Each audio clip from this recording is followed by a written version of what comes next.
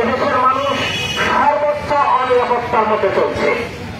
আপনারা যারা সাংবাদিককে পেশার কথা বলেন, নেশার কথা বলেন, আমি সেই জায়গা থেকে কখনো বিচার করি না।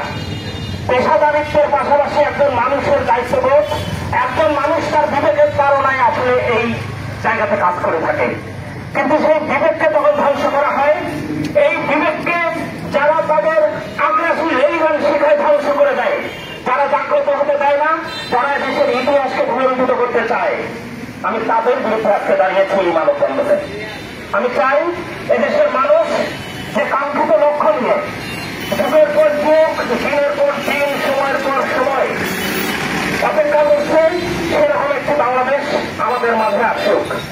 আর সাংবাদিকতা পেশাকে আপনারা শুধু গাজীপুর, সাগররুনি, জামালপুরের নাজিমকে নিয়ে থাকলেই হবে না। আমি আজ পর্যন্ত দেখিনি রোববারের কোন সাংবাদিক নিরাপদ। রোববারে উপজেলার সাংবাদিকরা যখন নিরাপত্তাহীন তাই হবে, এবং কিছু মানুষ, কিছু রাজনৈতিক ছাত্রছায় উল্লাসে মেতে ওঠে সাংবাদিককে থ্রেট করার পর। প্রশাসনিক বেলাল্লাপন আমরা দেখি, প্রশাসনিক কর্মকর্তারা কোন সাংবাদিককে নিশ্চয়তা দিতে পারে না, নিরাপত্তা দিতে পারে না। আমরা গাজীপুরে দেখেছি পুলিশ প্রশাসন থেকে দুঃখ প্রকাশ করেছে। এই দুঃখ প্রকাশ করার সুযোগ নেই।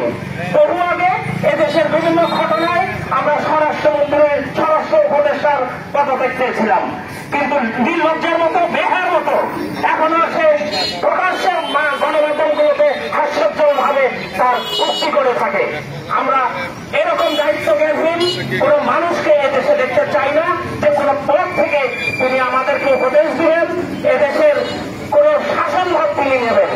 একই সাথে রোববারের প্রশাসন, উপজেলা প্রশাসন তথা পুলিশ প্রশাসনের দৃষ্টি আকর্ষণ করছি, তারা যেন রোববারের সকল সাংবাদিককে নির্বিঘ্নে সকল কাজ করার এবং তার জীবনের কোন অনিশ্চয়তা না থাকে, নিরাপদে কাজ করতে পারে, এই প্রত্যাশা রেখে এই মানববন্ধনে আমার সংক্ষিপ্ত বক্তব্য এখানে সমাপ্তি করছি।